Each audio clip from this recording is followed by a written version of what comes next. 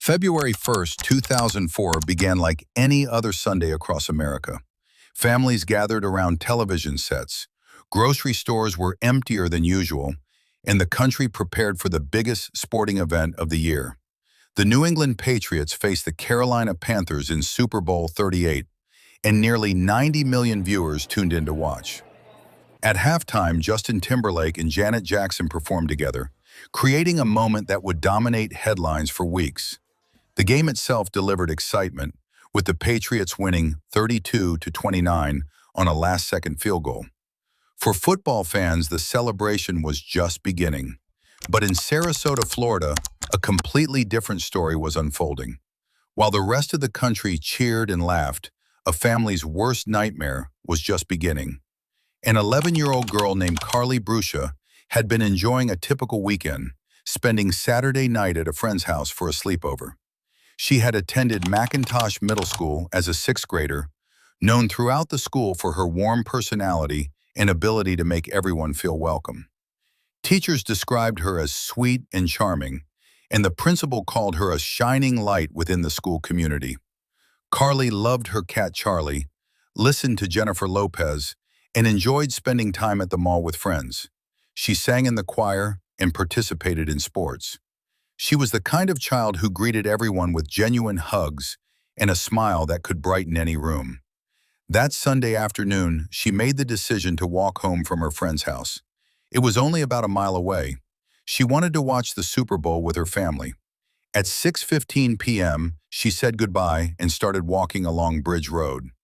It would be the last time anyone who loved her would see her alive. When Carly left her friend's house, the friend's mother did something that many parents would consider common sense. She called Carly's mother, Susan, to confirm that it was acceptable for Carly to walk home alone. Susan responded immediately and clearly. No, she did not want her daughter walking along Bridge Road by herself. The road could be busy, and Susan had never given permission for Carly to make that walk alone. She discussed the situation with her husband, Stephen, and he immediately got into the car to drive the short distance and pick Carly up. The streets were unusually quiet. Most families were inside their homes, gathered around televisions, focused on the Super Bowl. Stephen drove along the route Carly would have taken, expecting to see her walking along the sidewalk at any moment. But as minutes passed, a feeling began to grow in his chest. Something was wrong. He drove back and forth, checking every block, every cross street.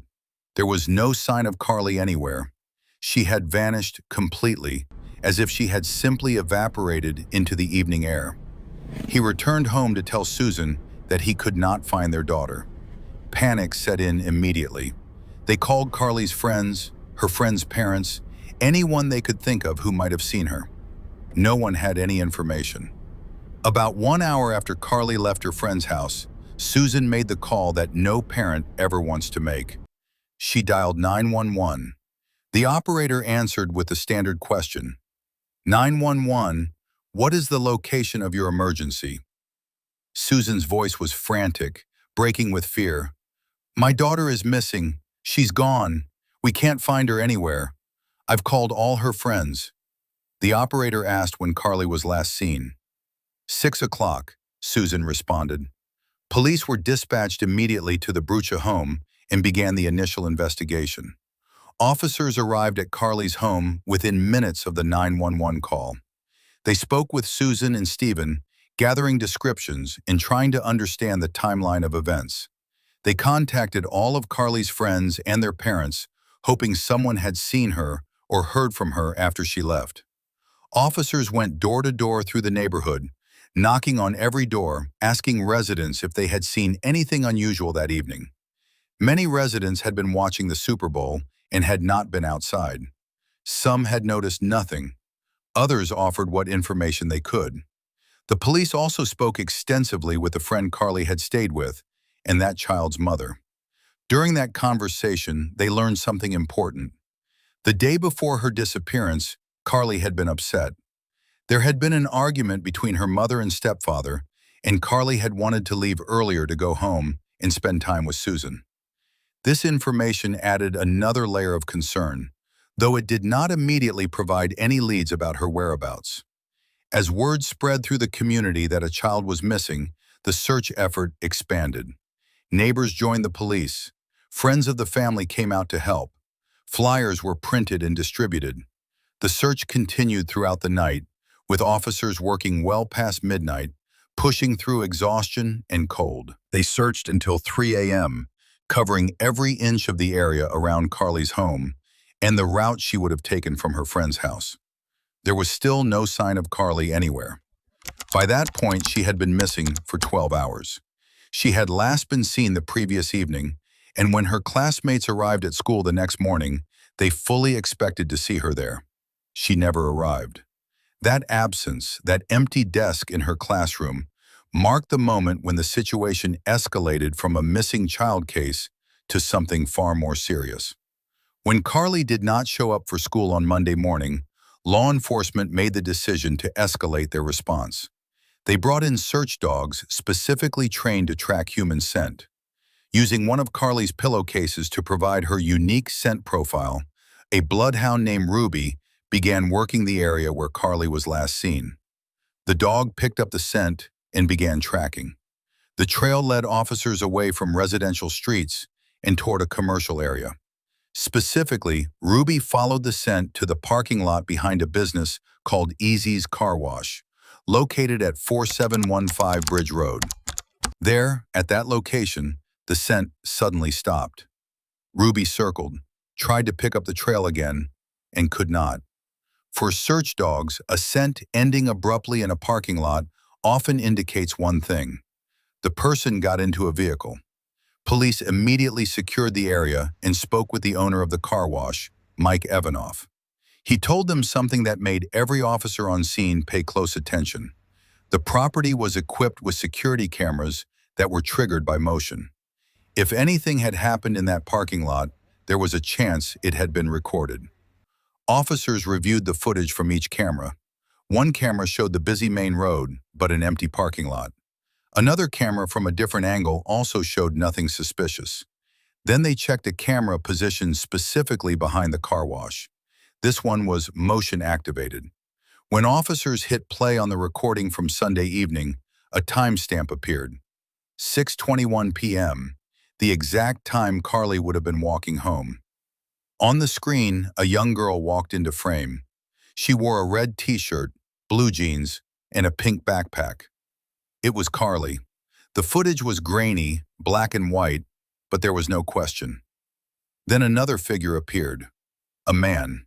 He appeared to be approximately 5 feet 8 inches tall, with dark hair and a tattoo visible on his arm. He wore what appeared to be a mechanic's work uniform with a name tag on the chest, though the name was too blurry to read in the initial viewing. The man stopped in front of Carly. They appeared to speak for a few seconds. Then he reached out, took her by the arm, and led her away from the camera, out of the frame, and out of sight. The entire interaction lasted less than 1 minute, but for every officer watching that footage, it painted a disturbing picture. Carly was in serious danger. The surveillance footage became the central focus of the investigation. Carly's stepfather, Stephen, was asked to come to the police station to speak further with investigators. He explained that he knew immediately something was wrong because Carly would never disappear like this without contacting her parents. She always called, always kept them updated on where she was and what she was doing. Phone records were checked, and Stephen was quickly ruled out as a suspect. But during his interview, he provided information that would become crucial. He told police that while driving along Bridge Road searching for Carly, he had noticed a red pickup truck driving back and forth in the area, acting suspiciously. That same truck had pulled into the car wash. Additionally, when he arrived at the friend's house where Carly had left from, there was a red pickup truck parked nearby. Stephen was certain it was the same vehicle he had seen earlier. The owner of that truck, a man named Ron, lived at the friend's house and had been there that night. He was immediately brought in for questioning. When shown the surveillance photograph, Ron insisted it was not him. He explained that he had been wearing a Super Bowl shirt that day, not a mechanic's uniform. He willingly provided his time cards and allowed police to contact his employer. The verification showed Ron was at work during the time of the abduction. His truck was searched and yielded no evidence connecting him to Carly. Ron was officially ruled out as a suspect. That left investigators with no identification for the man in the video and no clear direction for where to search next. The footage was shown to Susan, Carly's mother, but she could not recognize the man either. For the Sarasota community, this was terrifying news.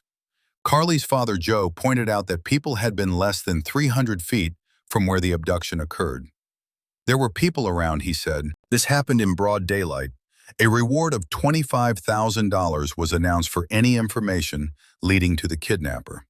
Police decided to review the surveillance footage once more, looking for any detail they might have missed. When investigators rewound the surveillance footage and watched it again, frame by frame, they noticed something new. 3 minutes before Carly was taken, a pale yellow 1992 Buick Century station wagon pulled into the parking lot. The vehicle circled briefly, then pulled back out onto Bridge Road. It slowed down right next to the car wash, turned in, and then drove away. This vehicle had been present at the scene just before the abduction occurred. It became a new lead, a new piece of the puzzle that investigators could pursue. The search effort continued to grow. Missing child flyers were posted on telephone poles, street signs, and community bulletin boards throughout Sarasota. Volunteers handed them out to anyone walking by, to drivers stopped at red lights, to customers at grocery stores. The community was determined. The mayor publicly called Carly the child of Sarasota, expressing the city's collective commitment to finding her. They would not stop until she was found. Carly's mother, Susan, then spoke at a press conference, addressing her missing daughter directly. "I love you," she said, her voice breaking. "I have my phone on at all times. I'm begging, I'm pleading, please help bring my daughter home." Carly's father, Joe, added his own message. "Carly, if you can hear this, your mom is at home and she's waiting for you." 2 days passed since Carly was taken. Then a woman watching the news saw the surveillance video from the car wash. She called her husband over so he could see it too. Almost immediately, they both came to the same realization. They recognized the man. It was her former business partner. She later described the moment of recognition. "I worked with him at a repair shop," she said. "I knew exactly how he looked. The sneakers, the haircut, the way he walked. And when I saw him reach toward that little girl, it hit me. That's the same way he used to reach for his tools. I recognized it instantly. I knew it was him." Her husband called the police and provided the man's name and address to Detective Vincent Riviera. That name would change everything. The man's name was Joseph Peter Smith. He was 37 years old, a father of 3, originally from Brooklyn, New York. Detective Riviera and another officer drove to the address provided, meeting 2 additional officers there. A neighbor confirmed that someone was definitely home. Officers knocked on the front door and waited. No one answered. One officer called a supervisor for guidance, and during that call, they learned something important. Joseph Smith was on probation. He had already violated probation conditions twice in the past, but had not been sent back to jail. His criminal record was extensive. He had at least 13 arrests in Florida dating back to 1993, including charges related to heroin possession and prescription drug fraud. He had served 17 months in custody, and just 8 days after his release, he was arrested again for cocaine possession and sentenced to 3 years of probation. Most disturbingly, he had also been arrested, charged, and later acquitted in a case involving kidnapping and false imprisonment. Very recently, he had violated his probation terms again, but had been released anyway. After learning of his probation status, investigators contacted his probation officer and asked them to come to the house. About 45 minutes later, a woman arrived at the scene. She was Joseph's sister. She agreed to go inside, call him out, and have him come speak with the officers. Then he was standing there, Joseph Smith, in person. He drove a brown Lincoln, not the Buick station wagon that had been seen on Bridge Road. While officers worked to identify the owner of that Buick, two detectives sat down and spoke with Joseph directly. They asked what he had been doing on the day Carly disappeared and whether he had been at the car wash. He said he had not. One officer asked to take a closer look at his tattoos. Joseph asked why they were even there and why they were talking to him. They explained they were investigating a child abduction. He said he did not understand, so they showed him the surveillance image. "That looks like me," he said, "but it's not me." He agreed to let officers search his car and the room he rented. He did not seem nervous and was cooperative. During the search of Joseph Smith's rented room, officers did not find anything directly connecting him to Carly. They did, however, discover a mechanic-style work uniform with a name badge on the chest. They also searched his vehicle and found drug paraphernalia inside. Based on that discovery and his probation status, Joseph was arrested for violating his probation terms and for possession of drug paraphernalia. While the brown Lincoln was being searched, one of the homeowners where Joseph rented his room arrived at the property. Her name was Naomi. She was driving a yellow Buick station wagon. Officers immediately recognized the vehicle from the surveillance footage. They asked Naomi if she knew anything about where Joseph had been on the day Carly was last seen. Naomi said that around 6:30 p.m., Joseph had been on the phone talking to his fiancée. That statement gave him an alibi. Once again, investigators found themselves at a dead end. Time was slipping away. But just a few hours later, new information emerged. Naomi's husband Jeff came to the police station. He was the one who actually drove that Buick station wagon. He told detectives that his wife had remembered things incorrectly. She had made a mistake. Jeff explained that Joseph had asked to borrow the car for about 15 minutes. When Jeff woke up at 6:30, the car was gone. When Joseph returned at 7:30 the next morning, he looked clean, well-rested, and happy. The way he acted was strange, Jeff said. He also noticed that things inside the car had been moved, and the back seat was folded down. Jeff turned the Buick over to the Sarasota County Sheriff's Office for forensic testing. With this new information, Joseph's whereabouts during the critical time could no longer be confirmed. It was now clear he had been driving the station wagon during that window. Joseph was read his Miranda rights, and after that, he asked for a lawyer. On the evening of February 4th, Joseph's brother John went to the police station and spoke with the FBI. He explained that he and Joseph were not on good terms. He also said that on the evening of February 1st, the same day Carly was abducted, Joseph had called him around 8 p.m. John Smith told FBI agents that after seeing the surveillance video on television, he recognized his brother immediately. His girlfriend recognized him too. What stood out to her was the way he walked. After back surgery, Joseph's gait had changed, and it was unmistakable. John also provided critical information about Joseph's behavior after the abduction. Later that same night, around 11 p.m., Joseph showed up at John's house looking like he might have been under the influence of something. John did not let his brother inside because in the past, Joseph had repeatedly stared inappropriately at his girlfriend's teenage daughter.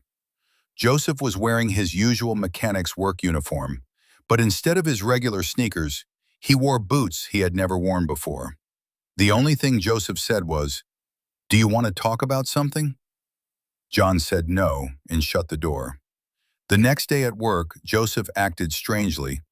He kept washing his hands over and over, even though they were already clean. He also told his boss that he might suddenly need to leave the state. John told officers that he had no direct proof, but the resemblance was undeniable. "He walks the same way," John said. "The more I watch that video and then look at him, the more I see an exact match." Investigators knew they needed a confession if they wanted any chance of finding Carly. John told them directly that if his brother was guilty, he would never admit it. "He'll take this to the grave," John said. "If it was him, you're not going to get the truth out of him." He advised the FBI to focus on building more evidence instead. Not long after that conversation, detectives announced they had reached out to NASA for help enhancing the surveillance footage. NASA's technology allowed them to clarify the image enough to read what was written on the name badge. The name read Joe.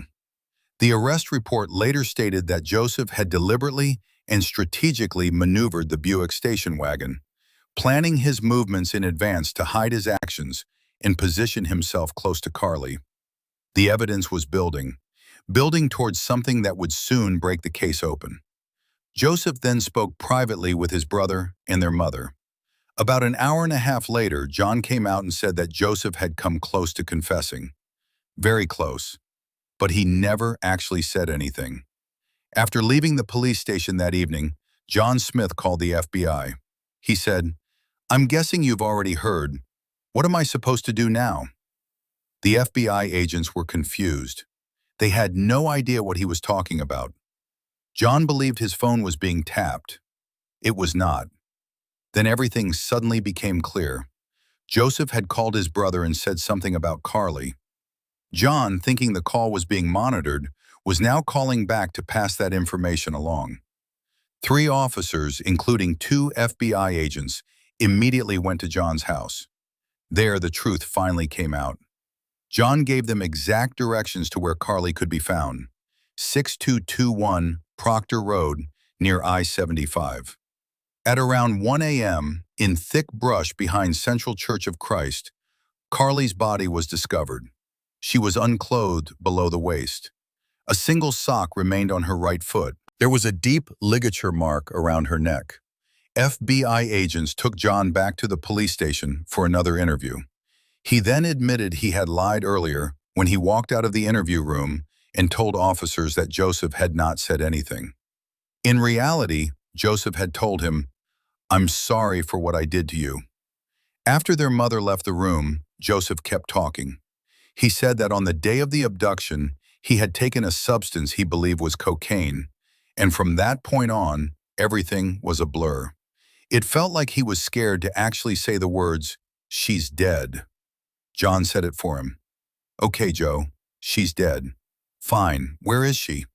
Where is she? We have to find her. Where is she?" After leaving the police station, John and his mother drove to the church to look for her, but did not find anything. Later, Joseph told them she was in the field behind the church. Joseph eventually confessed to sexually assaulting Carly inside the vehicle. Later, he admitted he had raped her. The medical examination determined she had been dragged into the field and strangled from behind using ligature strangulation. Marks on her wrists showed she had been restrained. Joseph's DNA was found in semen on her t-shirt. Investigators later stated that the statistical chance of a random DNA match from a Caucasian male was 1 in 32 quintillion. 2 of Carly's hairs were found inside the Buick. 7 fibers from the vehicle's interior matched the fibers from Carly's red t-shirt. Joseph had thrown her clothing and her pink backpack into different dumpsters. The case was over.